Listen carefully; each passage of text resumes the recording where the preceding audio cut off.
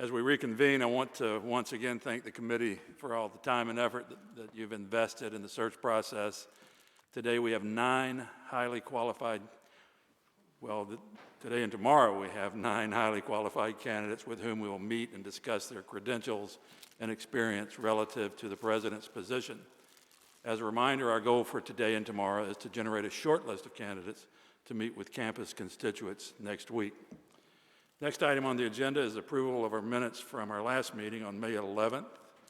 Does anyone have any corrections or additions to the last meeting's minutes that were distributed previously? Hearing none, the minutes are approved. And this next issue, I want to remind you all that this is specific to our committee members. I begin our meeting, as we have begun all of them, with a reminder to committee members about our ethics policy and obligations imposed by the policies and Florida law. Members are public officers of the state of Florida who are invested with the public trust and appointed as fiduciaries of the university.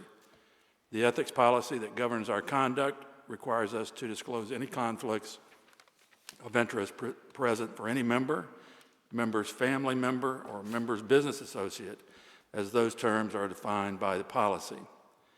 Having reviewed the agenda for today's meeting and having had the opportunity to consult with the General Counsel, Vice President for Finance and Administration, and the Ethics Officer about any potential, actual, or perceived conflict, does any member wish to disclose any matter that may impact his or her ability to discuss or vote on any agenda item? Hearing none, we move to the next section on our agenda. I'm extremely pleased to welcome Mr. Alberto Pimentel in person back to our committee meeting today. Mr. Pimentel will provide an overview on what to expect over the next 2 days. Alberto. Thank you very much. So today and tomorrow we have a very packed schedule.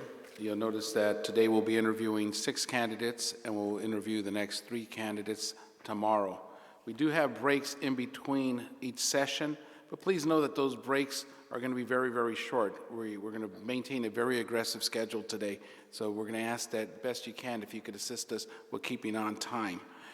We'll have 2 candidates this morning, followed by a lunch break, and then a longer afternoon as we have 4 candidates to interview this afternoon.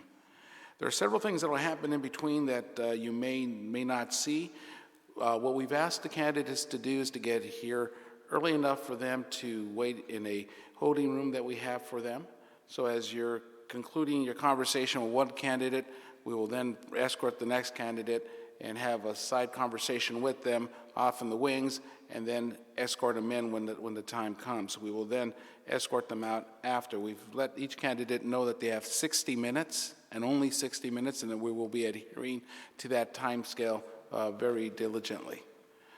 We've also informed them that they should keep their answers direct, brief, and to the point, and as best they can, not meander, as it will take up time.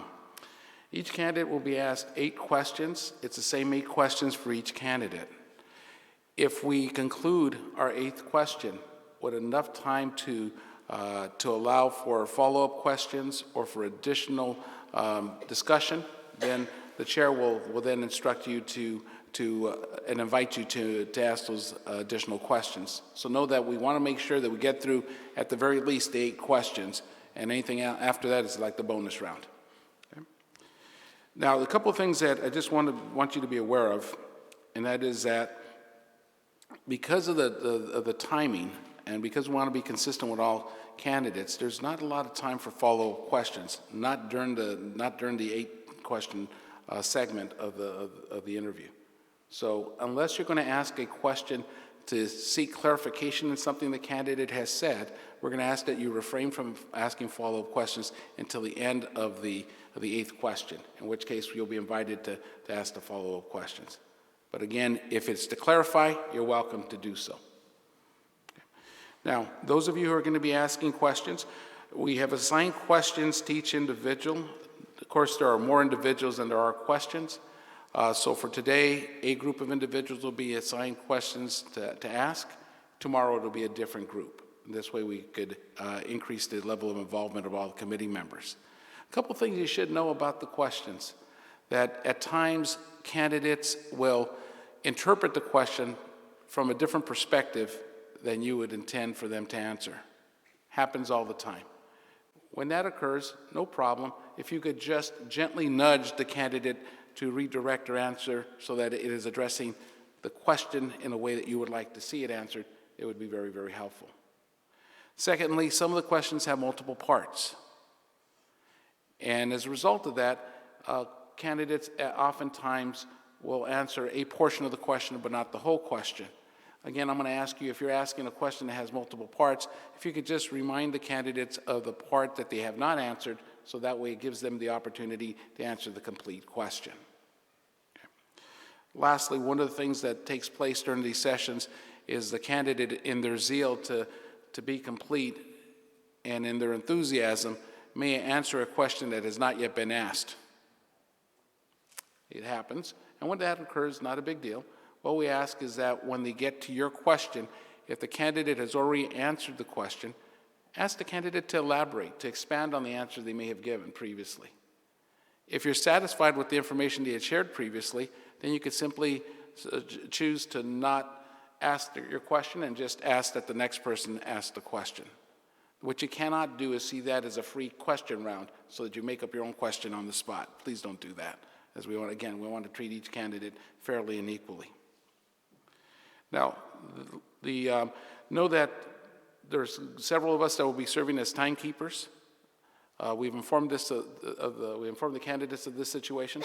So if a candidate speaks a bit longer than necessary and we're running out of time, then I or another member of staff will gently remind the committee that we are running out of time in order for the candidate to pick up the pace. Candidates are well informed of that and will do their best to keep to the time allotment that they've been given. Lastly, is have fun. We're going to be together all day asking questions. Enjoy yourself. This is a wonderful opportunity for you to get to know the candidates and to learn about them. And frankly, for the candidates to showcase not only their experience, but their level of enthusiasm for Florida State University and for the job itself. So let's enjoy our time together. Let's show them a very positive aspect of the university, because in addition to trying to recruit them, right, that's part of what we're trying to do, you're also trying to decide whether or not they're the right candidate for you. So it's two things going on.